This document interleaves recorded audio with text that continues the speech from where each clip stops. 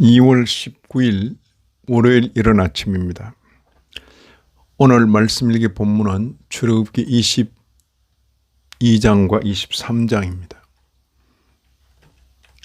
22장은 2단락으로 23장은 3단락으로 나눌 수 있겠습니다. 22장 보시면 1절 이하 15절 배상법에 관한 규례, 둘째는 16절 이하 31절 인간관계에 대한 법, 그리고 23장은 1절 이하 13절 재판의 공정성, 두 번째는 14절 이하 19절 새 명절, 무교절, 맥추절, 수장절입니다. 세 번째는 20절 이하 33절 가나안 땅에서의 주의사항. 22장을 중심으로 묵상하고자 합니다. 먼저는 배상법입니다. 다양한 경우에 다양한 배상법으로 함께 더불어 살아가면서 이웃에게 해를 끼치지 않도록 그 백성을 깨우치십니다. 소나 양을 도적질하여 잡거나 팔면 소 한 마리에 소 5마리, 양 한 마리에 양 4서로 배상하도록 하였습니다. 배상을 무겁게 함으로 그런 일이 아예 발붙이지 못하도록 하신 것입니다. 일반적으로 도적질한 것은 배상할 것이지만 배상할 것이 없으면 그 몸을 팔아 배상하도록 하십니다. 도적질한 것이 살아 아직 그 손에 있으면 갑절을 배상하도록 했습니다. 또 이런 경우도 열거합니다.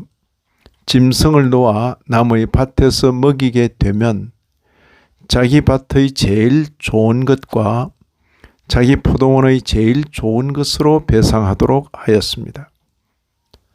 또한 불이 났을 경우에는 불 놓은 자가 반드시 배상하도록 하였습니다. 그 외에도 이웃의 돈이나 물품을 맡았다가 도둑을 맞았을 경우나 이웃의 가축이나 짐승을 맡았다가 죽거나 상하거나 끌려갈 경우나 이웃에게 빌려온 경우 등을 언급합니다. 다음으로 인간관계에 대한 법입니다. 약혼하지 아니한 처녀를 꾀어 동침하였으면 납폐금, 지참금이죠. 납폐금을 들여 아내를 삼거나 돈으로 보상하도록 하였습니다. 신정사회인 이스라엘 가운데서 무당은 살려두지 말라고 했습니다. 오늘날 이런 말씀을 읽고 문자대로 지키려고 하는 것은 대단히 무모한 일입니다.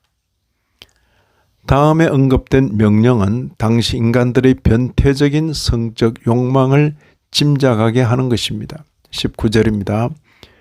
짐승과 행음하는 자는 반드시 죽일지니라. 소위 수음입니다. 짐승 숫자를 써서 수음.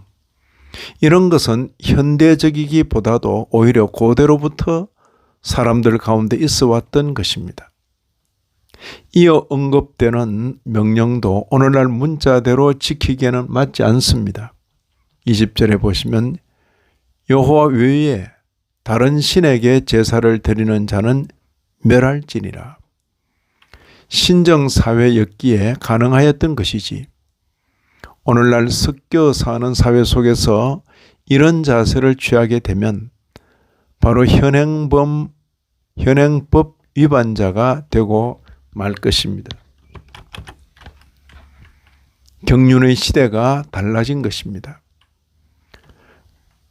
그 다음 연이어 나오는 일련의 명령들은 하나님의 자비하심을 선민들도 잘 드러내며 살도록 하시는 것입니다. 21절 이하 23절을 보시면 너는 이방 나그네를 압제하지 말며 그들을 학대하지 말라. 너희도 애굽 땅에서 나그네였음이라.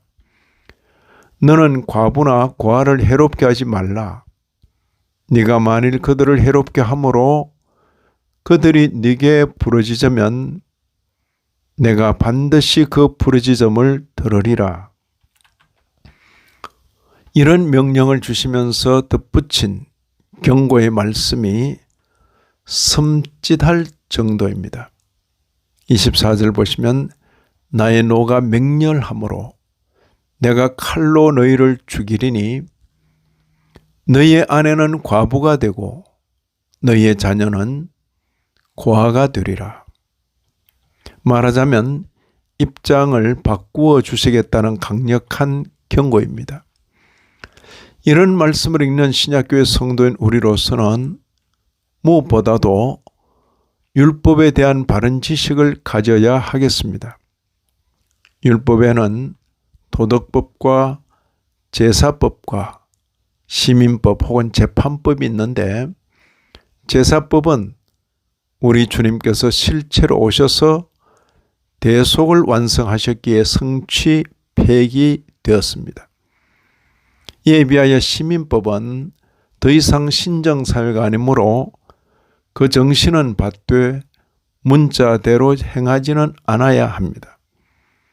그리고 도덕법은 사람으로서 항구적으로 지켜야 할 법이라는 것을 바로 알고 우리 모두는 적용하여야 하겠습니다. 이 아침에도 말씀에 참여하신 모든 분들 위해 하나님의 크신 은혜가 더하시기를 진심으로 기원합니다.